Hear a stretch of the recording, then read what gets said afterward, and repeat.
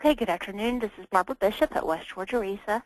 Thank you all for joining in for our first high school ELA Accessing Georgia Milestones webinar.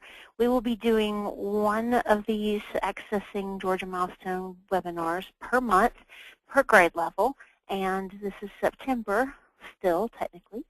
So this is the very first one we've had for high school.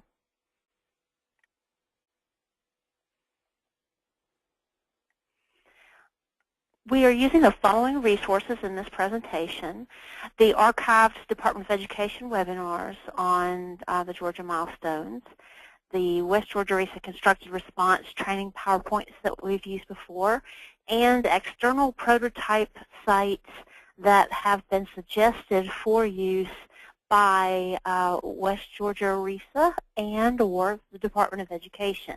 And in order to house all these materials in a place where we might gain access to them more readily, we've made the website that you see here below at tinyurl.com/GA-milestones-ELA. I'm going to stop my PowerPoint for a moment just to take us to that site so that I may show you just a few things before we begin other website content. So this is the page that we're referring to. Every webinar that we at West Georgia RESA have for milestones is archived here. This is the ELA page only. There is an associated math page as well. If you want to get to the math page or get to this page again, and if you've forgotten how to get to it, you can go simply to our West Georgia RESA main page, and under Services there's a Recorded Archives link, and you can go to the page from there.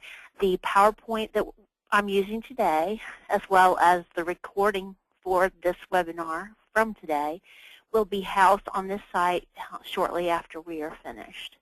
I've also placed on this page some of the newer links that we've been excited to find on the DOE website. One of them is the end of grade content weights for the milestones. The other, the end of course content weights for the milestones. And again, we're just talking ELA here today in this webinar. Also, this is the link to the main Georgia DOE's milestone assessment homepage, including the link directly to their Eliciting Evidence of Student Learning webinars for both math and ELA, which are very excellent. And our webinars are not intended in any way to replace that great information out of the DOE, but rather just to supplement and to provide another way for you to access it. We also have some suggested articles that we were given from the DOE. They were listed as resources within the DOE's Eliciting Evidence of Student Learning webinars. So I simply just found them online and linked them here. So these are, again, suggested by the DOE as related specifically to assessment and formative assessment in particular. Now, on the right-hand side of this page are the links to those external either DOE pages from other states or assessment entities that have created either sample items or practice items that are very much like our Georgia milestones. One of them, of course, is our very own Department of Education's formative item bank, soon to be renamed GoFar. And so this is a link to that, sort of a quick link to remind us of the great resources there. Also, the Smarter Balanced and Partnership for the Assessment of Readiness College Careers as the two big assessment entities that for a while we're going to be actually administering and designing all of the Common Core tests. Now a number of states, like our own state of Georgia, have gone a different route. But we have heard that even though our Georgia milestone tests are currently being devised, that these resources still remain very helpful to us. And in fact, we've been told many times that the Georgia Milestones test will be PARCC-like, that it remains very much like those questions that we have found and still can find on the parkonline.org. So these are just quick links to all those places. We've also been told to look to the NAEP items and to these states in particular who just have organized their own response to constructed response item and second-generation assessment resources. They've organized them in such a way that it's very friendly for folks outside of their state to access. So that was step one of this webinar today, was just to show you where resources live and where they will remain after this webinar. So I'll return now to our PowerPoint. Okay, so our whole purpose of this webinar, even though it's a very short webinar, we do have an important learning target, and that is for us to build our capacity to introduce students to the expectations, format, and content of constructed response questions. We already have a capacity to do this. We already teach in ways that are aligned to Common Core and to second-generation type high expectations and rigorous assessments, but we're just trying to build that capacity as the adults are forever in a position where we might build our capacity to build their capacity. And so I hope that by the end of this PowerPoint, we will be able to determine and script out our next actions to ensure continued preparation towards supporting learners in second-generation assessments. In other words, that we might leave this quick webinar with a to-do list. You know, oh, I need to go ask so-and-so about that, or I need to show this to Mr. or Mrs. So-and-so, or I need to look this up, or I need to check out that PowerPoint. But whatever it is that you personally have on your next step list to get you even farther down the line in assisting students in these second-generation assessments. I want to reiterate again that the DOE's new webinar series for the milestones are very excellent, and you can get to them from the DOE page, of course, but also, again, from that website that I showed you earlier with the one with the star on it. And their Assessment for Learning series has 5 different modules, and the first of those are already posted for you to listen to. Within those excellent DOE webinars, they have reminded us in the discussion of how this all aligns not only to the rigors and expectations of college and career readiness, but to our own TEKS standards. And this is very much in line with having an academically challenging environment, TEKS number 8, as well as using the assessments for learning in those TEKS standards as well. They reminded us that there is a constant process for formative assessment and then to summative assessment in the classroom, that once we have a standard in mind for students, we are assessing their current knowledge, designing instruction based on that, assessing them in formative ways, teaching, and then assessing how that went in the learning, and then providing the feedback that makes it necessary to continue this process over and over. So this slide, I think, is a nice visual for how continuous the formative assessment and instructional design process is and how they go hand in hand. So we're talking about constructed response questions in particular and how we get students to the point where they are more familiar with those. It is not a surprise to any of us that we are now in a position to need to do this, as the federal requirements for Race to the Top stated that we would have high-quality assessments, and we knew that by virtue of Common Core integrating reading, writing, speaking, listening, and research in natural ways, that we also were going to have an assessment system that would consolidate ELA, reading and writing, into a single measure, and that we knew that we would be increasing rigor to align with college and career readiness, and so that's why we are working toward constructed response questions in our assessments. This is just a quick reminder that this was a very necessary change and improvement for our state, as there was a big disconnect between what we were reporting as state measures and what the nation was reporting in similar measures by way of the NAEP. And so it was obvious that our entire assessment system needed to step up its rigor. Many of you already know that there was an ELA pilot for constructed response type open-ended questions, and the students did not fare well. That is not a reflection of their intelligence. It's not a reflection even of the instruction of their teachers. It's simply a reflection of how different that assessment was from what they had gained any sort of familiarity with.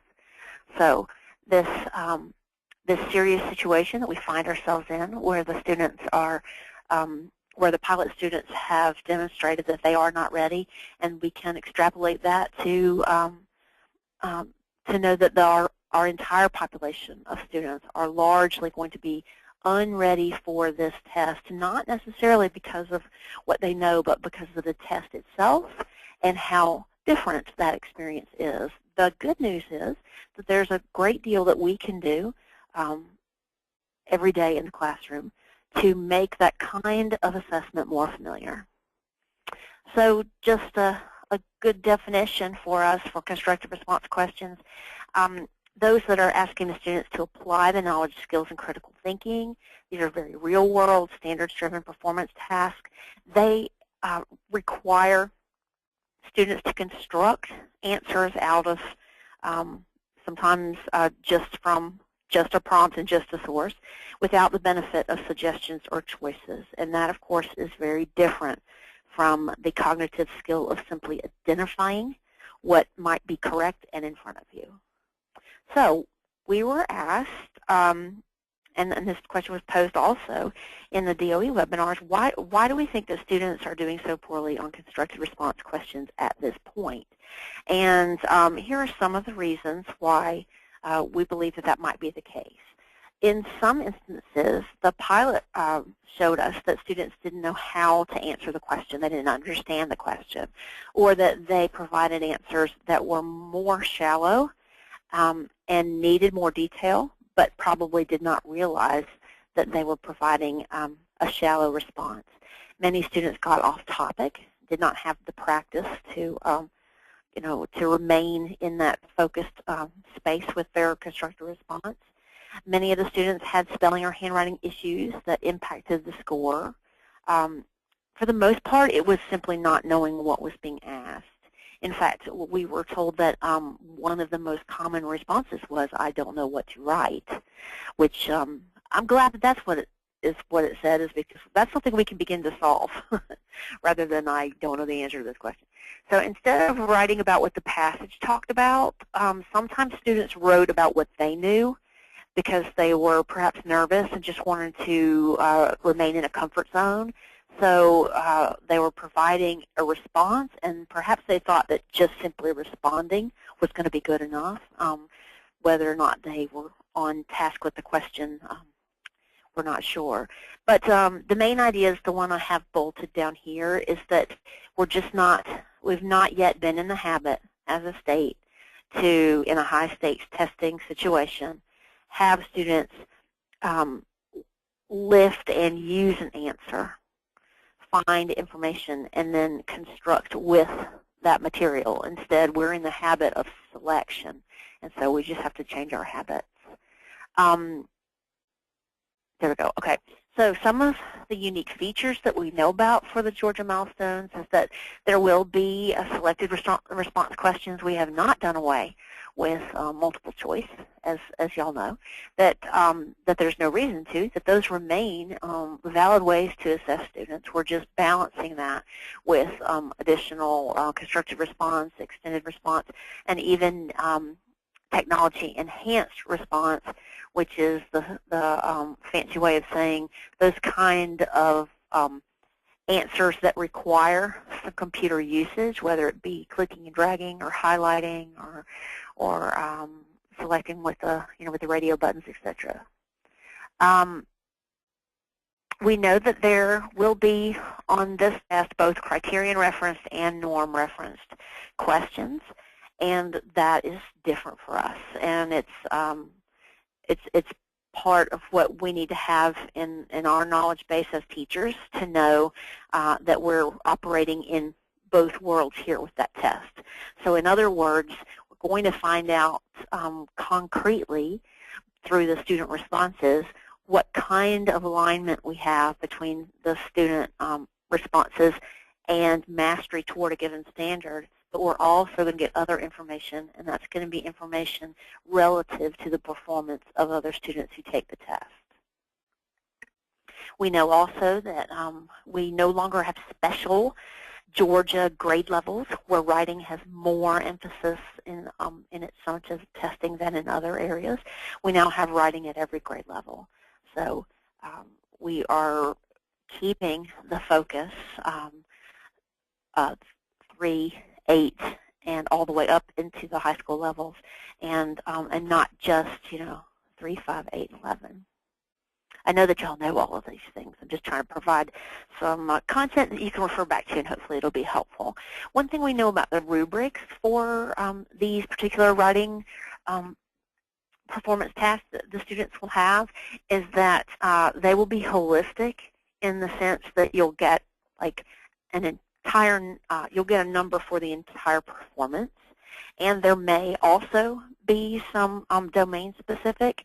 We don't yet have, we have many examples rather from our from the website that I showed you and all those different departments of education and different entities, but it's quite possible that we're in for a different kind of rubric and one where we're being more holistic. Okay, I want to show you this slide that comes from a colleague of mine. Her name is Dawn Bennett, and she's quite excellent school improvement and a special education specialist. And she has this acronym that I think is very useful, and it's a reminder to kids and also to teachers that constructive response questions can be addressed if you think of RACE, R-A-C-E, with R being a challenge to reword or restate the question, A, to provide a quick answer, C, to go back and cite evidence from the text, and E, to go back and then explain how your evidence supports your answer. And students at differing grade levels can be taught how to use this acronym in different ways. We do have a constructed response organizer for RACE that just simply has a place for the kids to write the prompt, to restate it in their own words, to give a simple answer to the question, then to go back and find the detailed evidence in their citation, and then a reminder of how to go back and flesh that that citation out to show, to justify the different citation selections that they made. So here are just a couple of ideas to go along with this, and many of them are simple, but I do think that that they remain worthwhile ideas. One of them is simply to have students practice restating questions. How did Little Red Riding Hood know the character in the bed was not her grandmother? Well, regardless of how you're going to continue to answer that question, one possible way, one safe way, yes, but one possible way to begin is to flip it around. Little Red Riding Hood knew the character in the bed was not her grandmother because. Now, we know that we are providing the very best instruction when we are differentiating. So we may have gifted readers and writers or capable readers and writers who are well beyond that as a beginning. And when that is the case, we can encourage them to perhaps start this way and then change it, and then maybe even justify why their initial sentence is better. You know, what do they gain by not being formulaic? But with other students, this is a very valid way to begin. Also, we would like to suggest that that we practice this restating and this idea of connector sentences by practicing with questions that are not really very literary. For example, what did you do last night that was different from what you typically do? Write an essay in which you use examples from last night and a more typical evening. Well, that is not requiring an analysis of literary text, but it does have the same format and the same cognitive process as something much more like the literary analysis constructed response questions that students will encounter on the milestones. For example, you could have students come up with their own questions like this, or you could give a student a question like this and then ask them, what would be a typical or an expected or a suggested first sentence. And there are many of them, of course, but having the students practice going from that kind of a prompt question to a first sentence can be very helpful, and it can spark good discussion for students to share their different ways of writing their first sentence.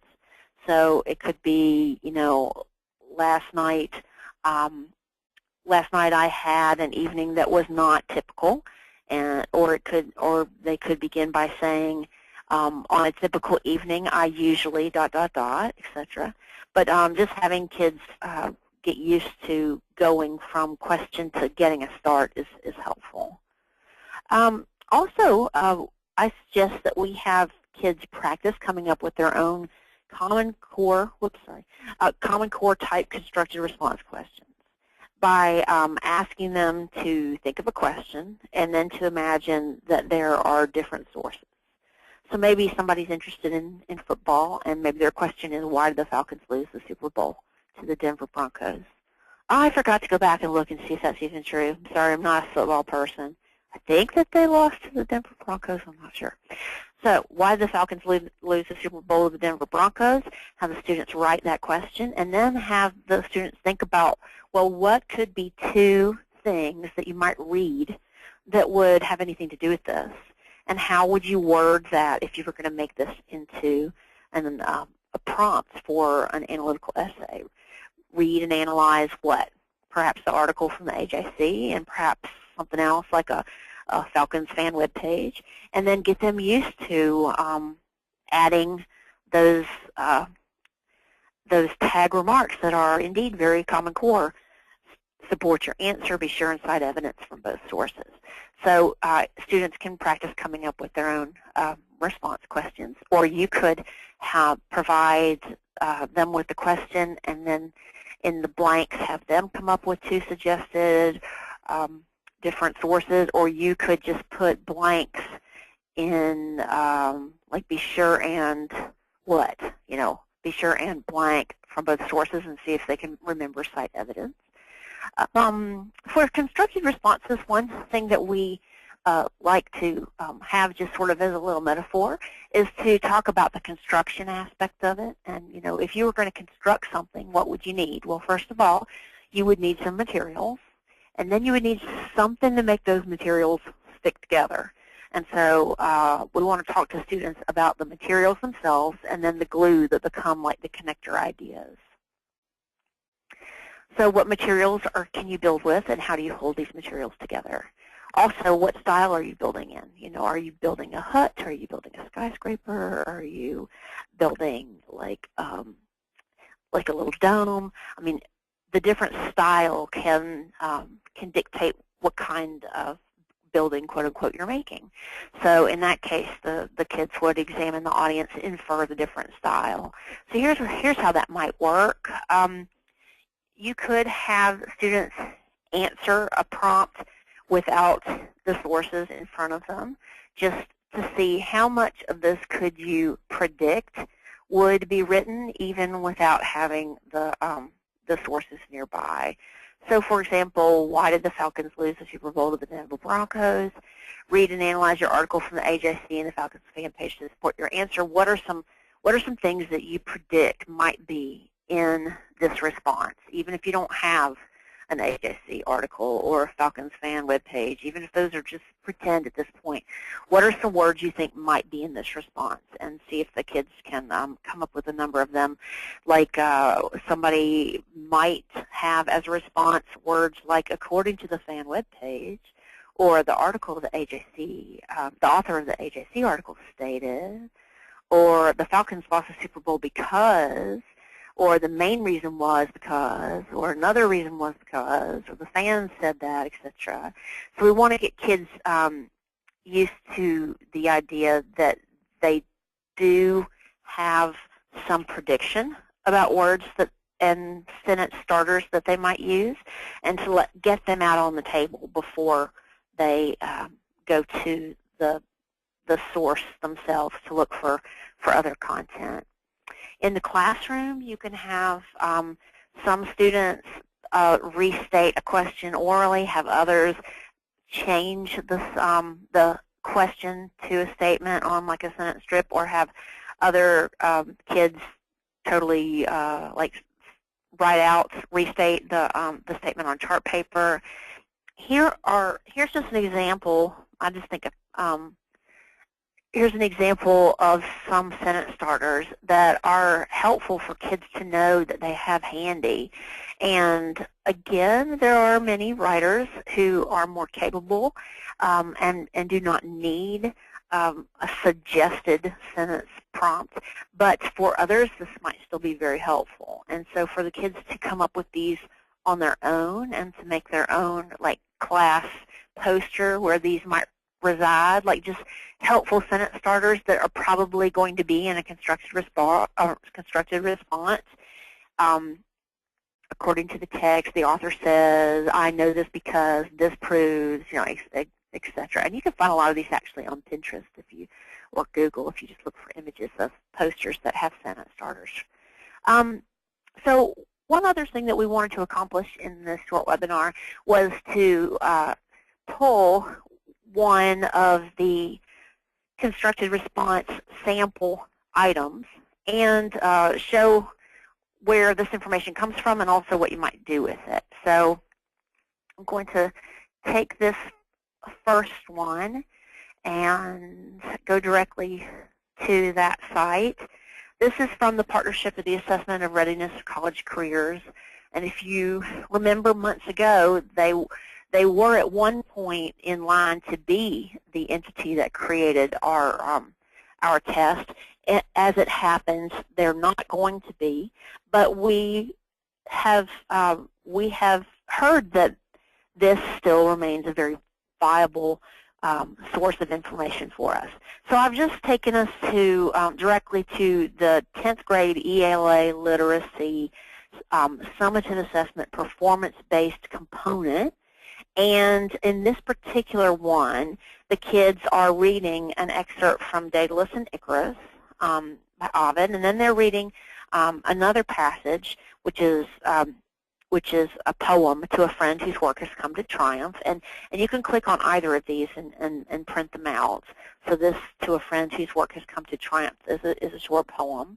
And then this excerpt from Daedalus and Icarus is, this is older poetry, as you might imagine, and it's longer, and it does have that intimidation factor because it's qualitatively complex in that this vocabulary is not in our usual speaking of the day, and also just by having the stanzas numbers, I think visually it's a little intimidating, but you know, that's part of it. This is what we're working with Common Core, is complex text, and we want students to recognize why something is looking intimidating, and then just to be able to call it what it is. Oh, this looks hard because the vocabulary is unfamiliar to me, and also because it's poetry, and also because it's more than one page. But just knowing that that's what's impacting them at that moment can be very helpful.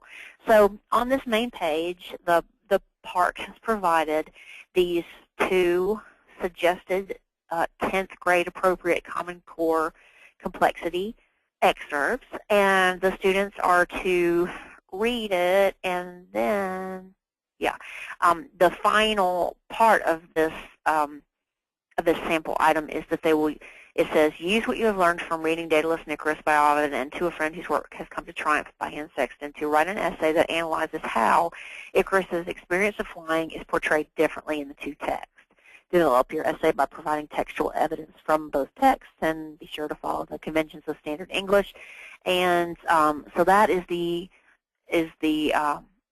task, and it is a literary analysis, and it's comparative, and and it is higher order, and it is rigorous. So that's one reason why I chose this one, is because when I first read it, I thought, oh my gosh, this is very difficult for kids, and it is.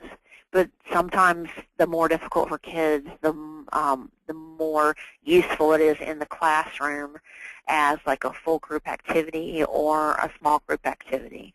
So I want to show next that there's another resource, and that is also directly from the park. The second URL that I've listed has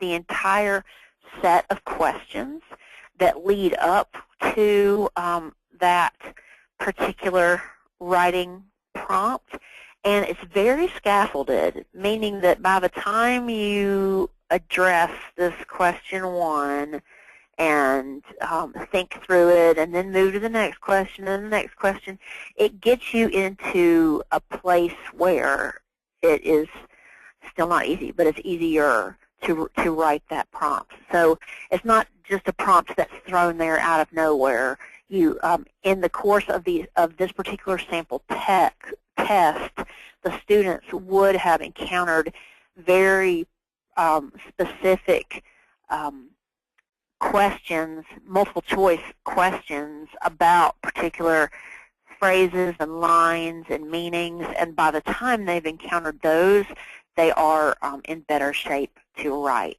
So one thing I suggest then is that we use these two sample texts, these very complex texts, but also we use these questions. And I love that they this not only has an answer key, this has like an explanation, like, okay, so why is option B correct? It says the correct response is option B because the fact that Daedalus has begun to focus on. So it really gives us as a teacher insight into what they were thinking when they came up with those questions.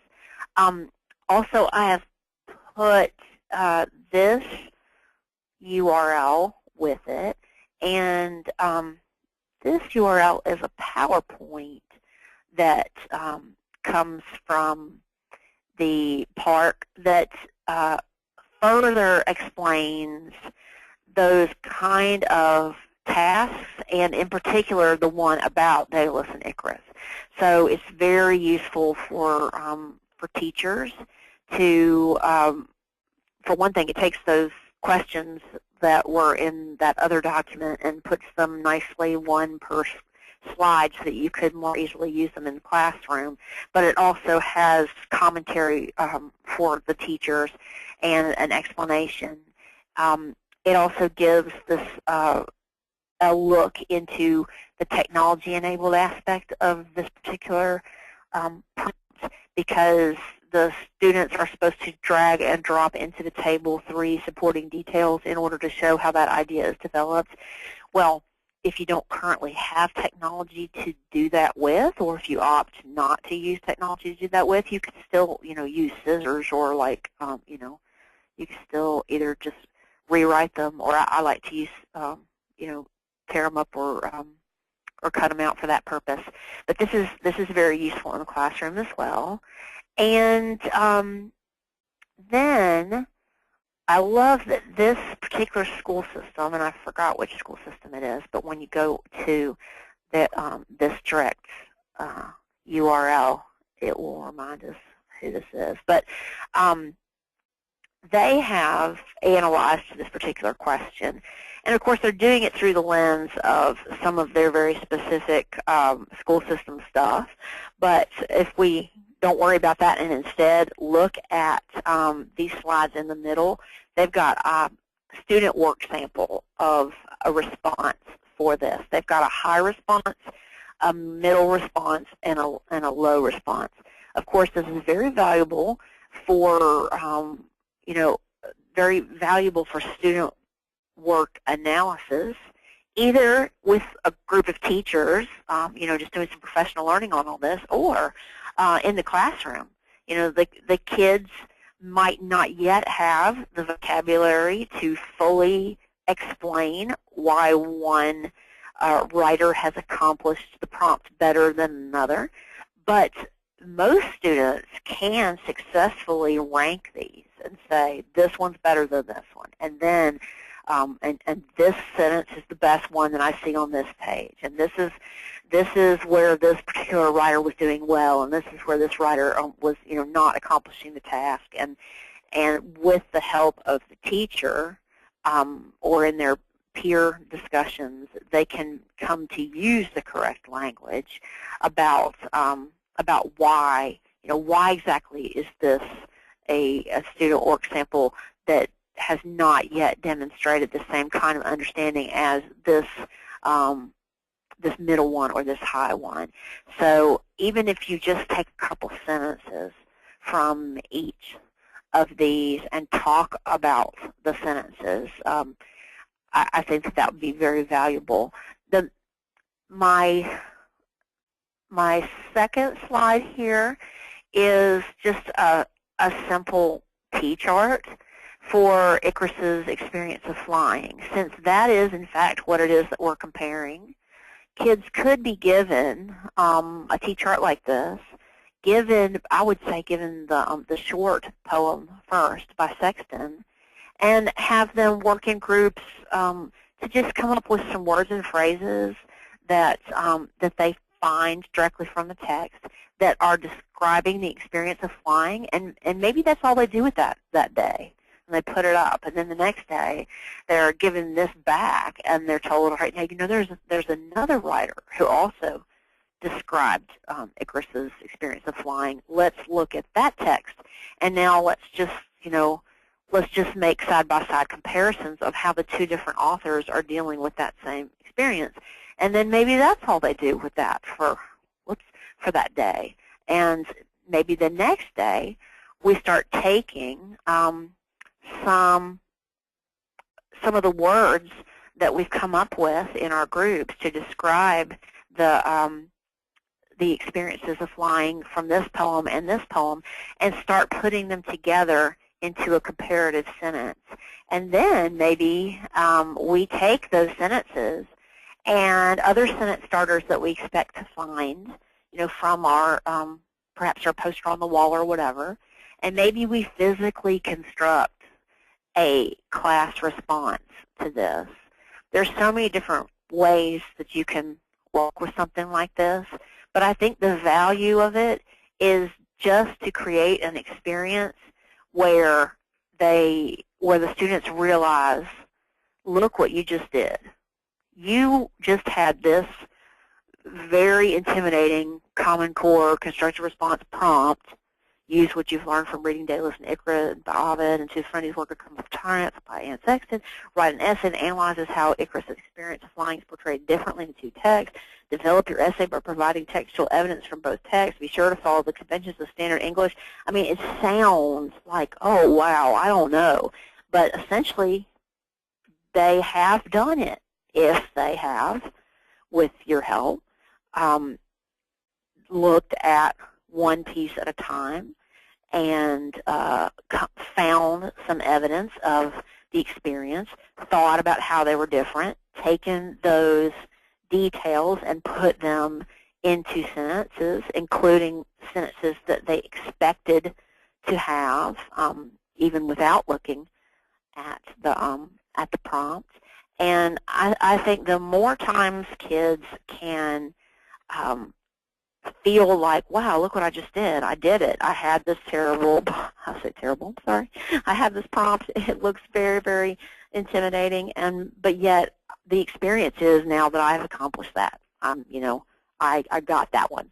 And if this is something that is intentionally part of the exposure and routine of the classroom, over the course of the month, then when students are presented with these kind of questions, at least the familiarity will be increased, at least the confidence will be increased, and perhaps even some of the skills for how to get behind it and how to get started.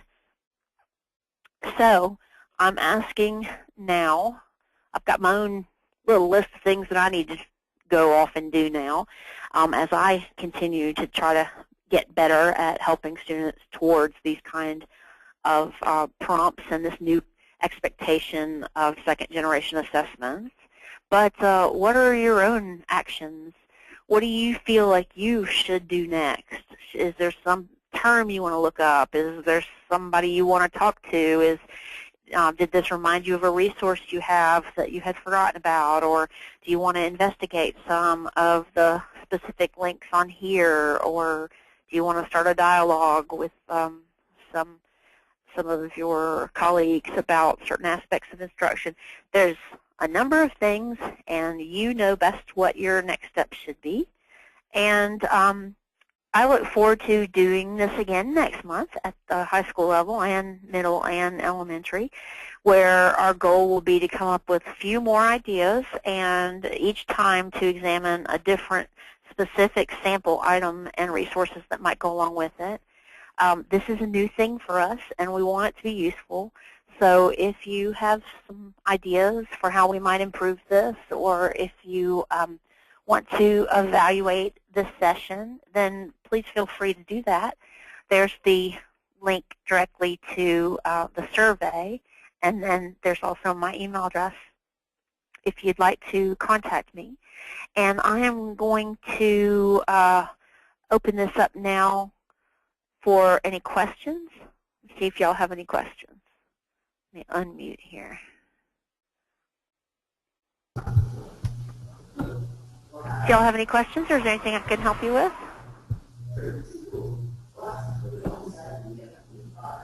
I'm going to add this PowerPoint and also the recording.